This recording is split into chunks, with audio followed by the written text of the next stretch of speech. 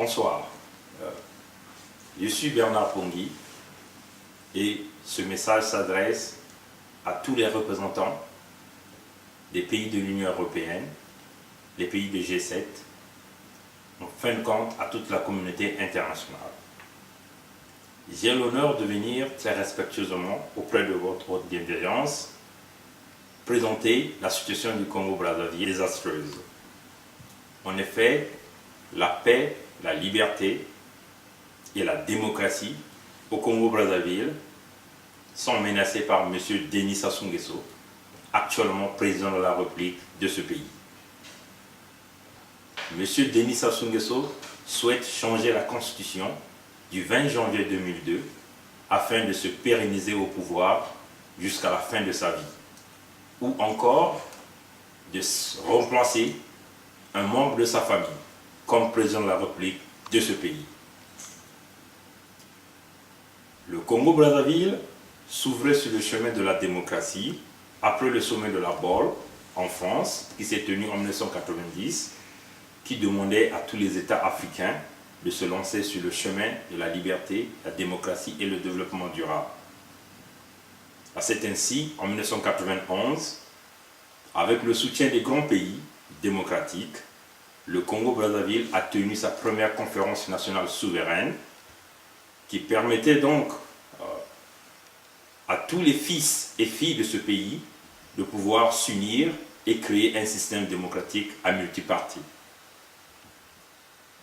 Après la réussite d'une conférence nationale souveraine et l'installation des institutions de l'État, le Congo-Brazzaville était le pays qui devait donc élire un président.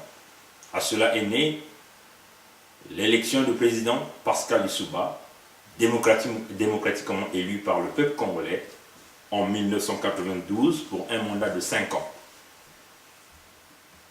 Seulement, en 1997, M. Denis Sassou Nguesso, qui fut déjà président de la République du Congo de 1979 à 1992, 13 ans, procédait à un coup d'État qui mettait fin au début de la jeune démocratie du Congo-Brazzaville. Depuis ce jour, le parti unique, le PCT, Parti congolais du travail, faisait son retour dans ce pays, entraînant la situation sécuritaire, humanitaire et socio-économique très désastreuse des populations. Après une période flexible de 5 ans, c'est-à-dire de 1997 en 2002, M. Sassou Nguesso substituait la constitution de 1991, constitution élue par la Conférence nationale souveraine, qui était une constitution taillée sur mesure à son propre profit. Il augmentait le mandat présidentiel de 5 ans à 7 ans.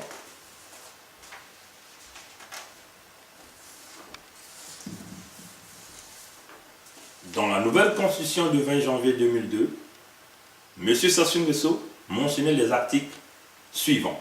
Article 57. Le président de la République est élu pour 7 ans au suffrage universel, direct, et il est rééligible une fois. L'article 58. Nul ne peut être candidat aux fonctions de président de la République s'il n'est âgé d'au moins 40 ans et au plus 70 ans à la date du dépôt de sa candidature. Article 185. Aucune procédure de révision ne peut être engagée ou poursuivie concernant le nombre de mandats de président de la République. Sous la constitution du 20 janvier 2002, M. Sassou Nguesso s'est déjà fait élu président de la République du Congo par 2 fois. Chaque mandat a eu une durée de 7 ans. De plus, il a déjà au moins 70 ans d'âge. M. Denis Sassou Nguesso ne peut plus être candidat à l'élection présidentielle par rapport à l'article 57, 58 et 185 de la Constitution congolaise.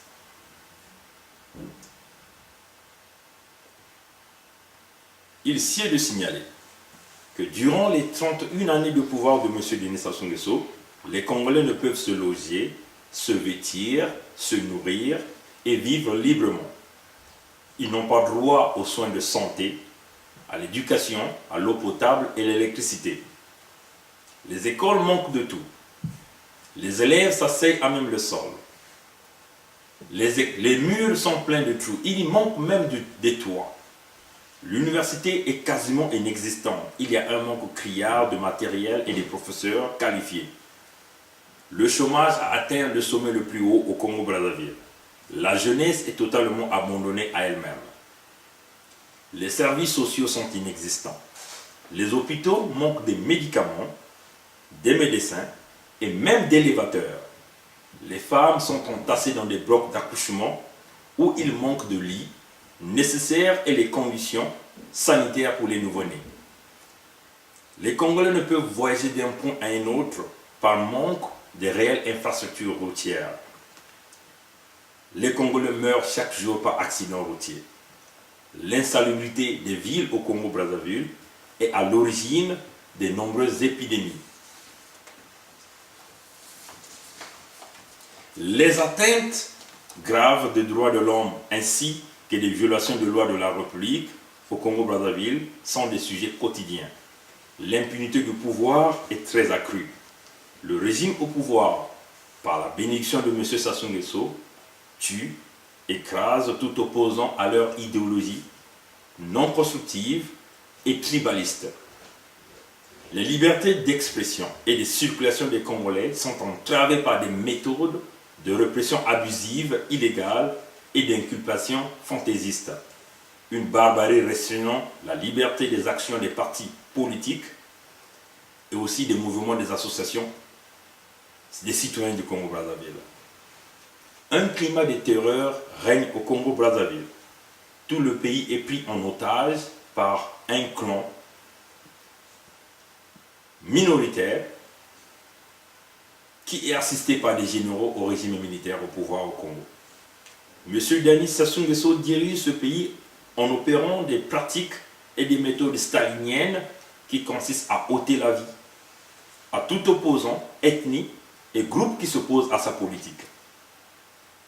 En question de rappel, en 1997, après son coup d'État, M. Denis Sassou Nguesso ordonnait une extermination ethnique des populations du sud du Congo, des tueries, viols des femmes et disparition de plus de 700 000 Congolais qui jusqu'à aujourd'hui n'ont jamais retrouvé une vraie justice. Ces crimes sont restés impunis. En 1999, sous l'escorte du Haut-Commissariat des Nations Unies pour les réfugiés, 353 de nos compatriotes étaient assassinés et leurs corps dissimulés au beach de Brazzaville par le régime de M. Sassou Nguesso. Jusqu'à ce jour, ces crimes sont restés impunis. En mars 2012, le régime de M. Sassou Nguesso faisait exploser un dépôt de munitions qui se trouvait au centre de Brazzaville. Une explosion meurtrière qui entraînait la mort de plusieurs milliers de Congolais. Beaucoup de familles et des enfants sont restés orphelins de deux parents. Jusqu'à ce jour, ce crime est resté impuni. Le pillage systématique du Congo-Brazzaville est assuré par M. Denis Sassou Nguesso, sa famille et ses amis autour du pouvoir. Des crimes économiques qui sont d'ailleurs en cours de procès dans les tribunaux français, sous les biens mal acquis. Cependant, des indications démontrent que M. Sassou Nguesso veut violer le contenu des articles 57, 58 et 185 de la Constitution congolaise. Il veut faire un coup d'État constitutionnel afin de demeurer au pouvoir à vie et transformer le Congo en une monarchie. Pour ce faire, M. Denis Sassou Nguesso et le PCT mènent des campagnes d'intimidation et des menaces pour les populations qui s'opposent à un plan de changement de constitution. M. Denis Sassou Nguesso et le PCT rappellent aux populations les atrocités qu'elles ont été victimes lors du coup d'État de 1997. M. Denis Sassou Nguesso achète des armes de guerre. Il recrute des mercenaires. Il forme des milices militaires. Il constitue des camps d'entraînement militaire. Messieurs, en changeant la constitution, M. Sassou Nguesso et le Parti congolais du travail compromettront à la démocratie et à la paix au Congo-Brazzaville. Le fait que le taux de popularité de M. Sassou Nguesso est de 11% seulement, la majorité des Congolais, c'est-à-dire les 89% des Congolais, sont contre et s'opposent au changement de la Constitution. Ma peur est de voir les répressions, tueries massives des populations arriver dans les prochains jours ou prochains mois au Congo-Brazzaville, comme il fut le cas en 1997. Aujourd'hui, les populations du Congo-Brazzaville sollicitent votre aide. L'Union européenne, les pays du G7, les grands pays comme la France, le Canada, les États-Unis, l'Allemagne, la Chine, la Russie, de pouvoir les aider afin d'installer une vraie démocratie au Congo-Brazzaville. Les Congolais sont déterminés à arrêter le plan de changement de la constitution de M. Sassou Nguesso par un soulèvement populaire avec les mains nues. Cependant, si l'assistance souhaitée ou demandée n'est pas approuvée, de nombreux Congolais perdront leur vie au prix de la démocratie au Congo-Brazzaville. Quand M. Sassou Nguesso passera par un passage en force. L'assistance demandée serait de voir les grands pays démocratiques de l'Union européenne, les grands pays démocratiques du G7, les États-Unis, la France, l'Allemagne, le Canada. Les Congolais veulent que vous puissiez prendre le leadership auprès des Nations Unies afin que des sanctions immédiates soient prononcées à l'égard de M. Denis Sassou Nguesso, son entourage et les dignitaires autour du pouvoir. Les sanctions vont inclure le gel des avoirs et des comptes bancaires, l'interdiction de voyager, l'interdiction de faire des transferts de fonds à leurs parents se retrouvant à l'étranger.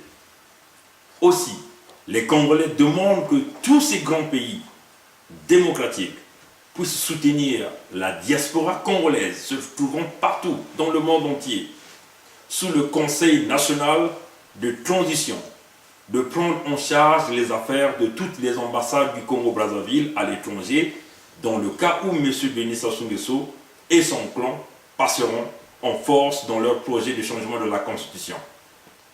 Ceci serait un moyen d'isoler internationalement M. Denis Sassou Nguesso. Aussi, assister et permettre aux Congolais de poursuivre avec des poursuites judiciaires auprès de la Cour pénale internationale de justice contre M. Denis Sassou Nguesso, son groupe et les vautours autour de son pouvoir. Ces mesures permettront d'arrêter le plan de changement de constitution, d'isoler M. Denis Sassou Nguesso et de prévenir le génocide en cours de préparation. Nous pensons que la situation du Congo-Brazzaville doit être réglée ou une solution doit être trouvée immédiatement et que ça urge.